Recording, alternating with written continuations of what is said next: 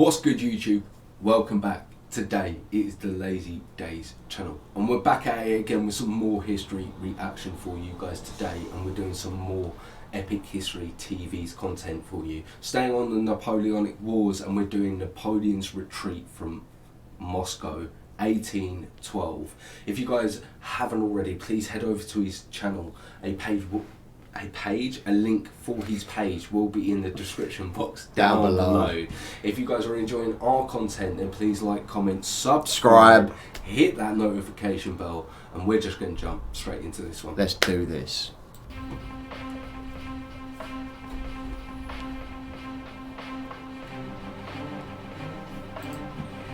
Peace lies in Moscow. Napoleon, 8th of September 1812. Does it though? Yeah, you just don't think it does.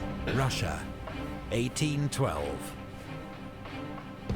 Napoleon invades his former ally. I know, man. I can't get over the artwork. I love this artwork. But for the French Emperor, the decisive blow remains frustratingly beyond reach. If I was a millionaire, I'd definitely buy some Russia's resilience is unlike anything he's ever the only encountered. French thing I'd probably own. And as winter closes in, his army begins the most infamous retreat in That's history. a good point, actually. I can't. Yeah, no. All right. Yeah, baguettes, wine, and the art. Maybe you are French. Oh. The 15th of September, 1812. That means no. I think. 83 days after invading Russia. I know it doesn't mean no. It's no. We're going to concentrate now. I'm going to concentrate now. The 15th of September, 1812. 83 days after invading Russia, a week after his costly victory at Berezina, Napoleon entered Moscow. That's crazy. 83 He expected to be greeted by dignitaries, formally offering the city's surrender. Instead, he discovered that 90% of Moscow's inhabitants had fled. A fire had started the previous night and was blamed on drunken soldiers. But over the next 48 hours, fires continued to break out across Moscow until most of the city was ablaze. Count Fyodor Rostopchin, the city's governor, had ordered that Moscow be destroyed rather than allowed to fall into enemy hands.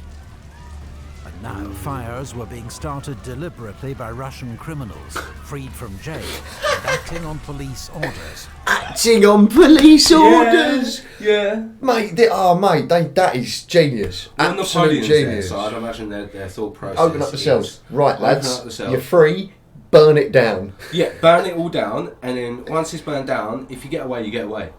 Done. Like, that's it. Like, Yeah, we don't care about you anymore. Burn your city to the ground. Yeah. Don't let the French have it. French soldiers rounded up and shot any they could catch. Wow. But the inferno was impossible to contain. Oh my god. They blindfolded them on the firing squad. In 4 days, 2/3 of Moscow was destroyed. Uncontrollable. With the fires finally under control, Napoleon's soldiers turned their attention to systematically looting the ruined city. While from his new quarters in the Kremlin, Napoleon sent a letter to Emperor Alexander in St. Petersburg, inviting him to make peace and end the war.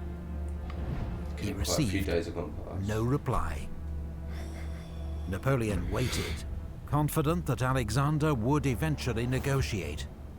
But as the days passed, he grew increasingly uneasy. Cossack raids were disrupting his vital communications with Paris, as well as the arrival of supplies. While the steady attrition of French forces and Russian reinforcements meant Napoleon was outnumbered for the first time in the campaign. Oh no. Rumors also reached him that his reluctant allies, Prussia and Austria, were in secret talks with his enemies. Napoleon had proposed that the army winter in Moscow, but that now looked too dangerous. Reluctantly, he accepted that the army would have to move back to Smolensk to find safe winter quarters. Napoleon knew how severe Russian winters could be, but continued to put off his departure, reassured by fine October weather, and hoping that at the last minute there might be a message from Alexander offering peace. It never came. On the 13th of October, the first light snow fell. Wow. 5 days later, Kutuzov launched a surprise attack on Murat's advance guard at Vinkovo and defeated it. Napoleon, stung into action, gave the order for the army to leave Moscow the next day. It's too late. It's too late. Now is the moment my campaign begins. Emperor Alexander of Russia, St. Petersburg, October 1812. First take, man. First take, I like it, I like 100,000 men of the Grande Armée left Moscow in a column 10 miles long, with an estimated 40,000 carriages and carts. There were women and children too, army wives and the vivandières, the women who cooked for the soldiers, as well as some civilians. I was going to say, army wives. Every wagon and pack was stuffed with as much food and loot as possible. Wow. As he set off, Sergeant Bourgogne of the Imperial Guard made an inventory of his pack. It contained several pounds of sugar, some rice, some biscuit, half a bottle of liqueur, a woman's Chinese silk dress embroidered in gold and silver, several gold and silver ornaments, amongst them a piece of the cross of Ivan the Great. Besides these, I had my uniform, a woman's large riding cloak, 2 silver pictures in relief, 12 inches long and 8 high, all in the finest workmanship. Also several lockets and a Russian prince's spittoon set with precious stones. Okay. I wore over my shirt a yellow silk waistcoat, which I had made myself out of a woman's skirt. Over that, a large cape lined with ermine and a large pouch hung at my side by a silver cord. This was full of various things, amongst them a crucifix in gold and silver and a little Chinese porcelain vase. Then there were my firearms, powder flask, and 60 cartridges in the box. That's insane. This heavily encumbered army It's crazy to have an did not infantry yet though, realize from that time. it was in a race against time. No. What do you mean? The Russians were beginning. No, I mean, like, for something as devastating as that battle was. No, I bet you loads of people had infantry. Yeah? Yeah, I bet you. I wouldn't have thought people would have bothered about writing an infantry. I would have thought personally they would have just stuffed it in a bag and off they went. I don't know. What would you do if you were? Would you write an infantry or would you just? Yeah, I'd definitely write down everything that I had. Yeah. Yeah. What would you guys do? Would you just throw it in a bag and go, or make a list of everything you were carrying? I would have made I would have written down a list of all the stuff I got and kept that list on me, so I knew exactly what was in there. You know. Well, I don't think every one of them did it. No, I don't think every one of them did it, but I definitely think it was probably normal.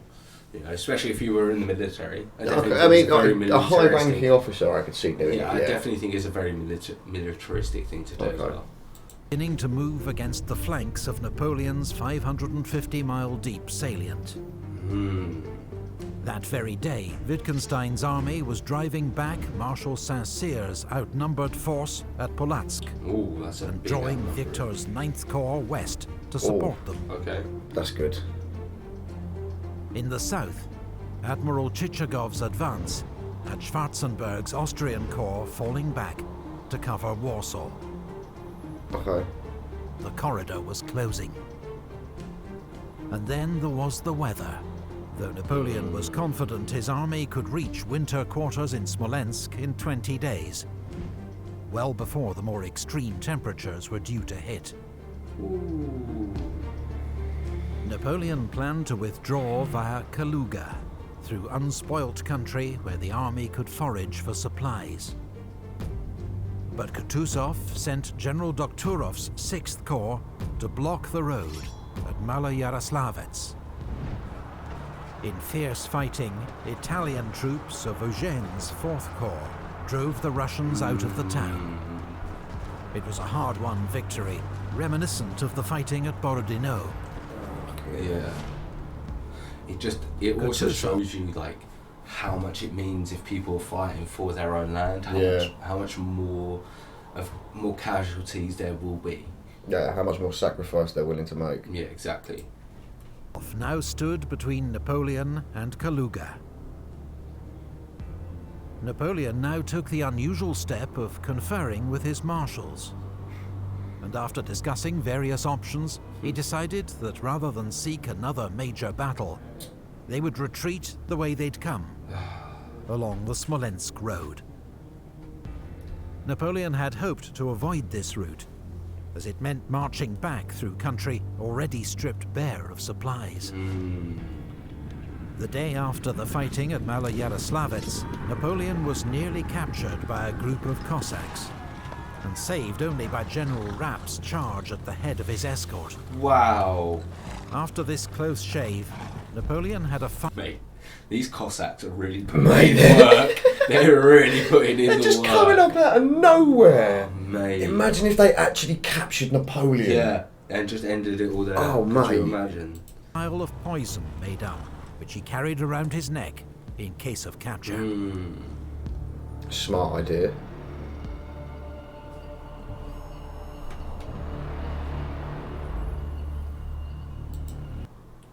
Those who were too weak to carry their weapons or knapsacks threw them away, and all looked like a crowd of gypsies.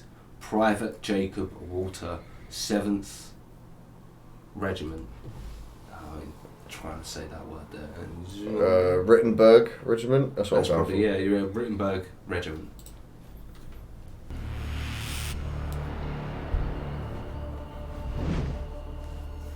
Napoleon's army set off on its new course, shadowed at a respectful distance by Kutuzov's army to the south. Yeah.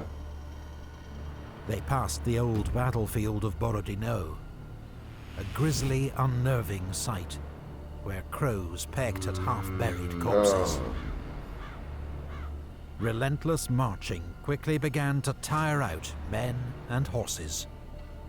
A few days later, the temperature fell below freezing. Oh, no. The army's overworked, starving horses died en masse. Discipline began to break down, as some drivers simply dumped the sick and wounded by the roadside to try to ensure their own survival. Jesus Christ. Wow. As the French column became increasingly strung out, General Miloradovich, commanding Kutuzov's advance guard, fell on Davout's rear guard outside Vyazma. For a few hours, Davout's first corps was cut off, until Eugène and Ney came to his rescue. The battle ended with street fighting in Vyazma, as the French hastily evacuated the burning town. For the soldiers of the Grande Armée, so unaccustomed to retreats and routes, Vyazma was an alarming, demoralizing blow.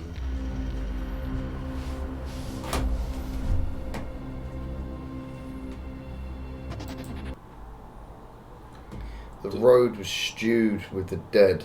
Our suffering exceeded imagination. General Rapp, Napoleon's aide-de-camp. That's mad. This is scary. Like, On the 4th of November, so what? it began to snow heavily. The next night, temperatures plummeted to -20 degrees centigrade. Few men or Could you women had imagine proper having to go winter through this, clothing or access to shelter. Many froze to death Yeah, no, overnight. I wouldn't even bother going in the winter. The next morning, wagons and guns were abandoned. Yeah. Many soldiers sought to save themselves, ignoring officers, stealing horses and food, and leaving the column to scour the countryside for supplies. Many of these foragers were found by the Cossacks. Some cut down or lanced, others robbed of every possession and left to freeze. No, should have broke In a off. few cases, they were handed over to peasants, eager for retribution against the foreign invaders who had plundered all they owned. Ooh. As the army struggled on towards It's a bit savage, isn't it? Imagine getting dropped off into a village and there's just 50 people looking at you. You know, like, it's about to be painful. You're dead. You're done. Yeah, dead, but not only are you dead, it's painful. It's going to be a painful one. Oh dear. Yeah. Wow. Through blizzards, Napoleon ordered Eugene's 4th Corps to strike out for Vitebsk, where there were large French supply depots. But Vitebsk had already fallen to the Russians. 4th Corps was too weak to fight its way through, and rejoined the army, minus its artillery and most of its baggage. Only back at the Smolensk. The colonel who saw 4th Corps at this stage described men without shoes, almost without clothes, exhausted and famished, sitting on their packs, sleeping on their knees, and only rousing themselves out of this stupor to grill slices of horse meat or melt bits of ice. Just 3 weeks after leaving Moscow, a third of the army was dead or captured. About half the rest formed a growing army of stragglers, men without units, prepared to fight only to survive. Napoleon reached Smolensk on the 9th of November. The first troops into town ransacked the supply depots, leaving nothing. It's so disastrous. Like, imagine like losing all of your ranking systems and everything, and you're just like, I am fighting for survival. Yeah. I am only with these people around me to survive, to get home. But these people will do anything to make sure that they survive, and not me. Yeah. And I've got to do the same. Like, it's what he's about to say sounds like it's bad. Yeah. The first troops into town ransacked the supply depots, leaving nothing for those who followed, including Ney's rearguard, which arrived 6 days later. Jeez. Napoleon had hoped to make Smolensk his winter base, but the state of the army and lack of supplies meant the retreat had to continue. But the 5 days he spent there gave Kutuzov time to circle ahead and prepare an ambush. When the French retreat resumed, he struck 30 miles west of Smolensk at Krasny. In 3 days of desperate fighting through knee-deep snow, Napoleon used his Imperial Guard to hold open the road, as Eugene and Davout's corps fought their way through the ambush with heavy losses. 2 regiments of the Young Guard were ordered to make a sacrificial counterattack to keep the Russians at bay, and were virtually annihilated. Kutuzov held back many of his troops and was blamed for not trying to destroy Napoleon's army when he had the chance. It's possible he was concerned at the number of raw conscripts in his own army, also suffering terribly in the freezing conditions. I've got to say though, he did hold back at the start, just watching over. Yeah. Like that I could see was, Yeah, I think he's doing... I think he's doing... Russian general, he's doing a good job at the minute. Yeah. All the Cossacks and the Russians in the world shall not prevent me from rejoining the army. Marshal Ney, the 17th of November, Smolensk.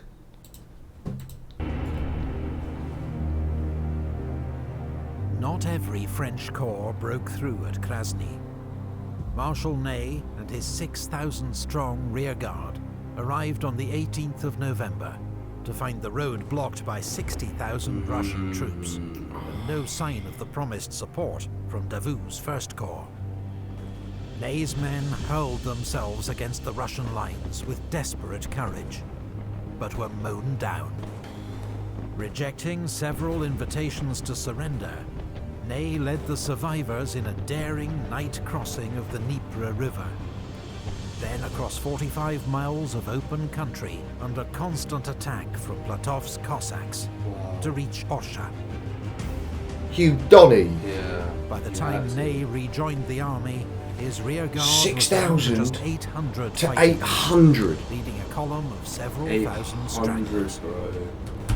I give you nothing but credit, mate. nothing but credit. Yeah. You got some out. You got 800 out. You had no backup. You were against 60,000, and you fought for your lives, each and every one of you. And 800 of you made it out. Fucking, Yeah. I'd give you that, man. That is insane. That is. I genuinely thought he was not going to get out of there. I didn't think he was either. If he did, I thought it was only going to be 100, maybe. Yeah, 2. and the fact he was turning down multiple offers of surrender. The army regarded his escape as a miracle, and when Napoleon heard of it, he immediately dubbed Marshal Ney the bravest of the brave. Yeah, I'll take that, Marshal Ney.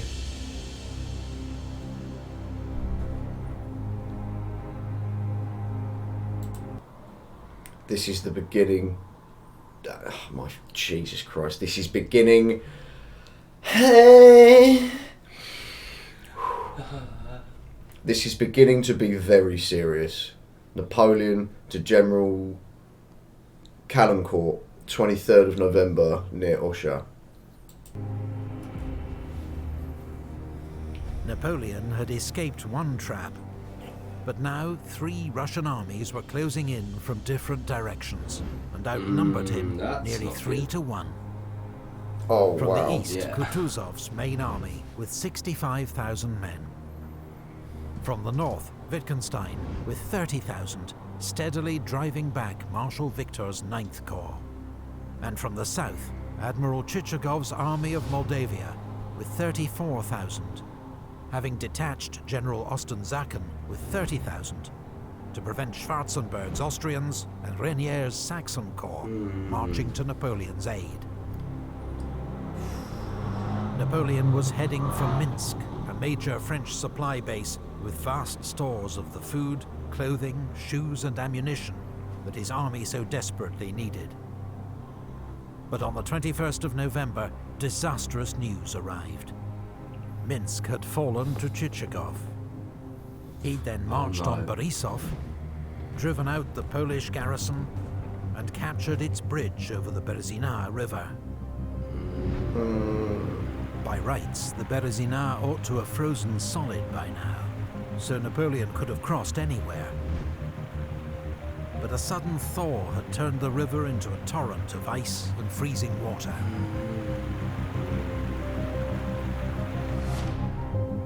Napoleon was at least joined by the hard-fighting Marshal Oudinot and his 2nd Corps, which hadn't suffered as badly as the main column on its retreat from Polotsk. Oudinot launched an immediate counterattack on Borisov and retook the town, but couldn't stop the Russians burning the bridge. With no other bridge for miles in either direction, it seemed Napoleon's exhausted army was finally doomed. But there was one sliver of hope. Polish cavalry had found a ford across the river near the village of Studienka. Napoleon issued a flurry of orders. 2nd Corps was to fake preparations for a river crossing south of Borisov. Victor's 9th Corps, arriving from the north, was to form a rear guard east of Studienka to hold the Russians at bay, while engineers worked as quickly as possible to build pontoon bridges across the river and win Napoleon's army a fighting chance of escape. Well done to the Polish cavalry for finding that. Yeah, definitely. Hopefully he can make it out. It's not looking good though. Our situation is unparalleled. If Napoleon extricates himself today, he must have the devil in him. Marshal Ney to General Rapp, 28th of November, Berezina River.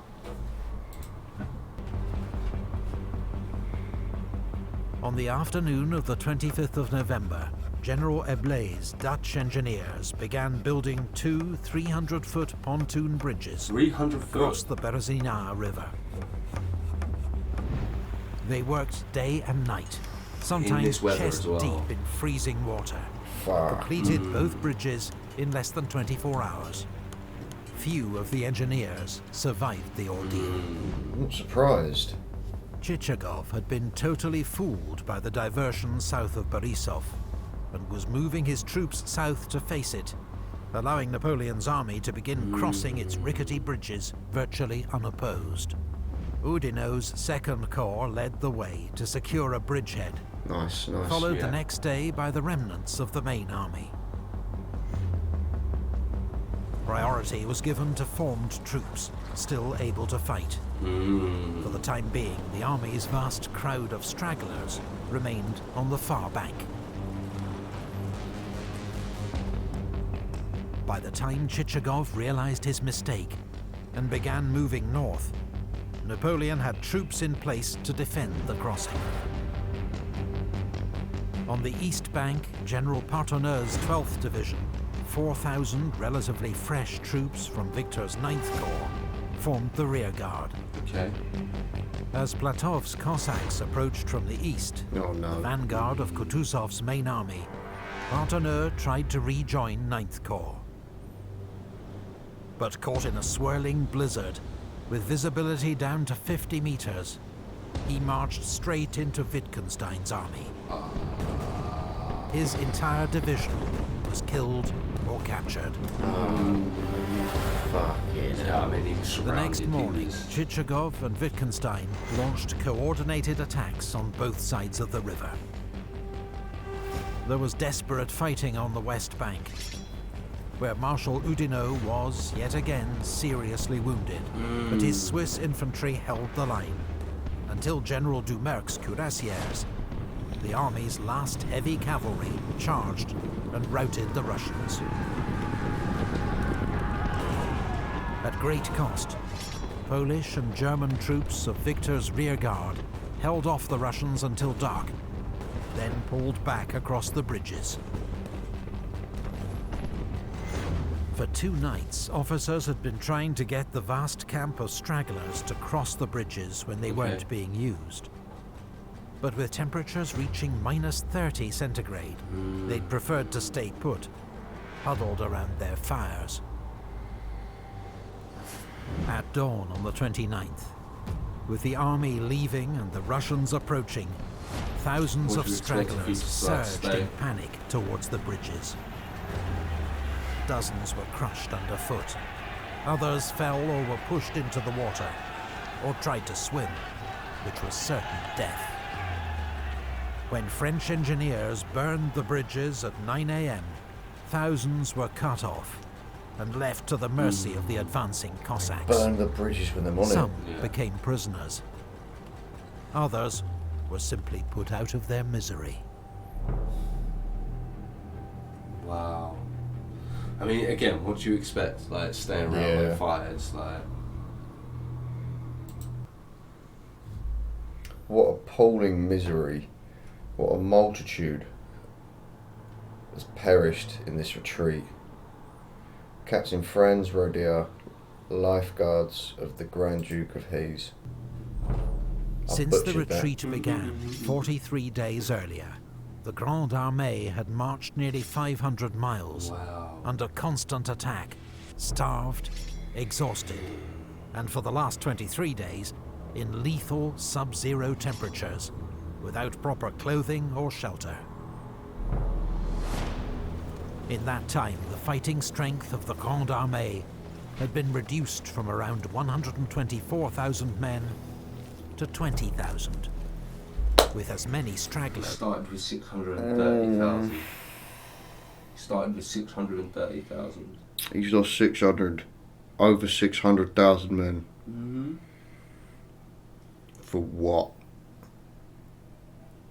Less than a year in Moscow and a And I full don't even know blown if that's retreat. including like the engineers and stuff like that.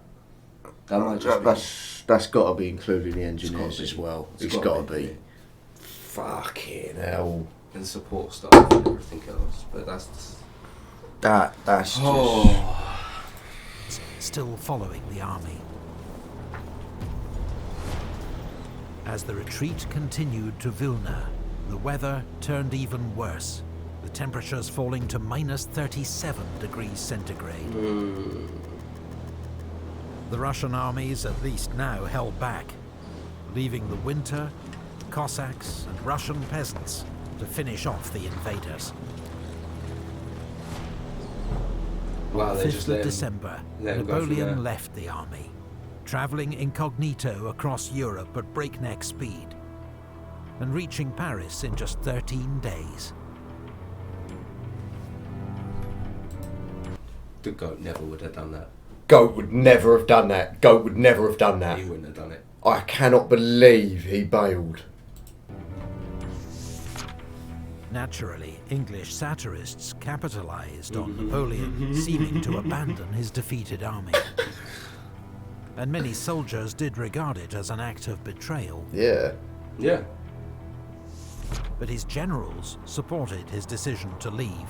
Okay. There'd already been one attempted coup against Napoleon in Paris, and there was much work to be done to rebuild the army and reassure France's allies. I do kind of understand it. On the 9th of December, 51 days after the retreat began, around 20,000 ragged survivors of the Grande Armée began crossing the Niemen River back into friendly Polish territory. I bet they would have been so relieved. According to legend, Marshal Ney was the last man across. Yeah. I have got so much love for this man. Yeah, Marshal Ney. I'm really looking forward to the Marshal series. I want to learn a lot about Marshal Ney. Which is the Marshal series. Yeah, yeah, It's gonna be definitely. interesting. Okay. You missed that? For a second, yeah. Second and third corpse are no more than a memory. The latter number are only 60 men. Fucking hell. Marshal Ney to Marshal Berthier? Yeah. Berthier, Napoleon's chief of staff. I can't believe that. Napoleon's invasion of Russia had proved to be one of the greatest military disasters in history. He had made fatal miscalculations about geography, logistics, and above all, Russia's political and strategic response to his invasion. These blunders cost his empire around 500,000 men, as well as 250,000 horses and 1,000 cannon. Put another way, of every 12 men who marched into Russia with the Grande Armée, one was killed in action or died of wounds. 2 were taken prisoner, one of whom died in captivity. 7 died from disease or the effects of climate. Oh my god. Just 2 returned alive. 12. That's 12. Contrary to myth, many more soldiers had died in the summer advance from heat, Oh, there you go. typhus Yeah. and dysentery than were lost in the winter retreat. Oh my god. Russian military casualties were estimated at 150,000, and a huge but unknown number of civilian deaths. The Russian campaign was a catastrophe for Napoleon. Not just in lost troops and resources, but in damage to prestige and reputation. That winter, all his enemies sensed weakness and prepared to join forces against him. But the Emperor wasn't going down without a fight. Back in Paris, he admitted to his ministers, "Fortune has dazzled me, gentlemen. I've let it lead me astray. Instead of following my plan, I went to Moscow. I thought I'd make peace there. I stayed too long. I've made a grave mistake, but I'll have the means to repair it." You can own up to his mistakes. He owned up to his mistakes. And he's going to attempt to repair it. I'll give him that, but what an absolute disaster. That was an absolute disaster. That And was. I'd like to know how he's going to try and sort of save it from here. Let us know what you guys thought of that. That was something Yeah. else. Please let us know in the comments box down below. Yeah. If you're enjoying our content, then like, comment, Subscribe. hit that notification bell, and we will catch you in the next video. See you guys in a bit.